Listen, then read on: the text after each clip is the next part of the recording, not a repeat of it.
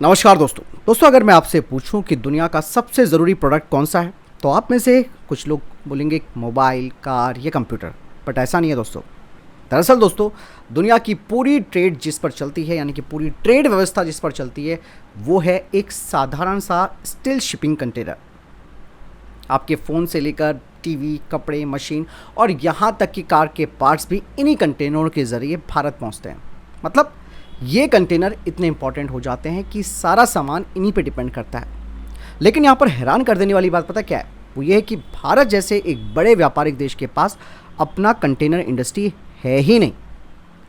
करीबन 90 से 97% shipping container China बनाता है। मतलब अगर चाइना कंटेनर बनाना बंद कर दे तो दुनिया की सप्लाई चेन पूरी तरीके से हिल सकती है। ऐसे में भारत इस चीज़ को काफ़ी देर से सोच रहा था, काफ़ी सालों से विचार था कि भाई हमें हर चीज़ के लिए चाइना पर डिपेंड रहना पड़ रहा है।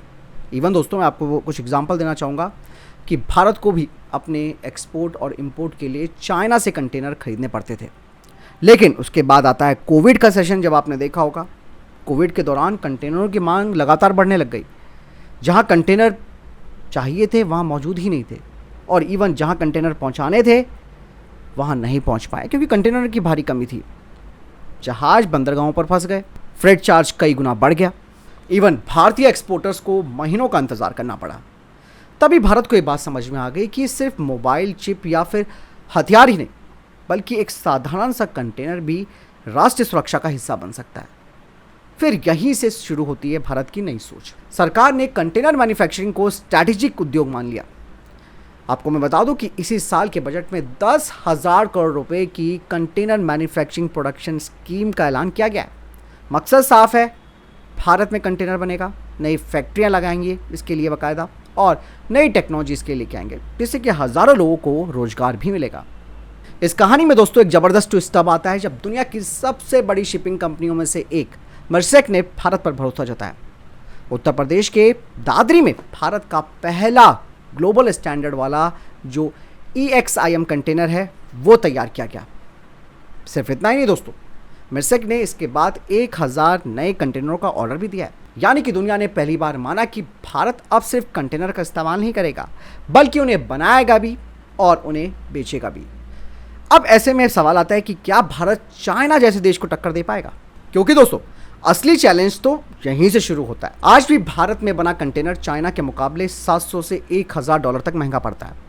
रीज़न साफ है, क्योंकि चाइना के पास इस इंडस्ट्री में 30 से 40 साल हैं, उनके पास लंबा एक्सपीरियंस है।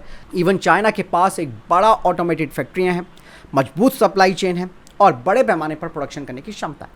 भारत शुरुआती दौर में, और यहाँ पर ये लड़ाई इतनी आसान नहीं है कि चाइना को आप पीछे छोड़ सकें। अब दोस्तों इस टॉपिक के दूसरे पहलू पर भी बात करते हैं।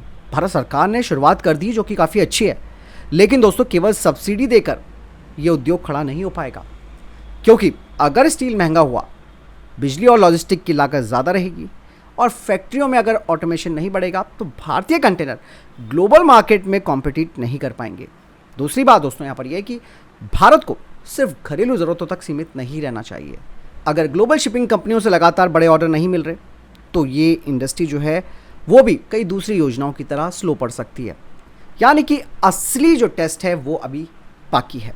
दोस्तों एक बात तो बिल्कुल यहाँ पर तय है, भारत कोविड वाली गलती दोबारा नहीं दोहराना चाहता, जो कि एक महंगी गलती साबित हुई। इसी वजह से अब भारत मोबाइल भी देश में बना रहा है, इसके अलावा सेमीकंडक्टर्स के प्लांट्स भारत में लग रहे हैं, और अब कंटेनर भी भारत में बन रहे हैं। यानी कि भारत धीरे धीरे अब उन क्षेत्रों में, यानी कि उन डोमेन्स में उतर रहा है जहाँ पर चाइना का सबसे ज़्यादा दबदबा रहा है।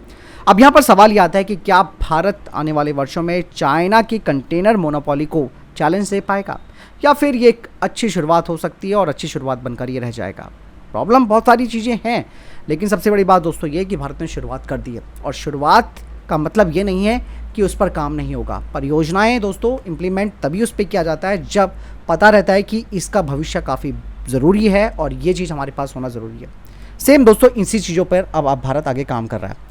और यहाँ पर मैं आपको बता दूँ कि भले ही चाइना हमसे 40 साल पहले इस टेक्नोलॉजी को बनाना शुरू कर चुका होगा, लेकिन आज की डेट में नई टेक्नोलॉजीज आ चुकी हैं। जो चीज़ें पहले 20 साल में बनती थी वो चीज़ें अब 5 साल में बन रही हैं। तो धीरे धीरे टेक्नोलॉजी में जब चेंज आता है तो आपकी सप्लाई चेन और आपका मैन्युफैक्चरिंग की क्षमता बढ़ जाती है।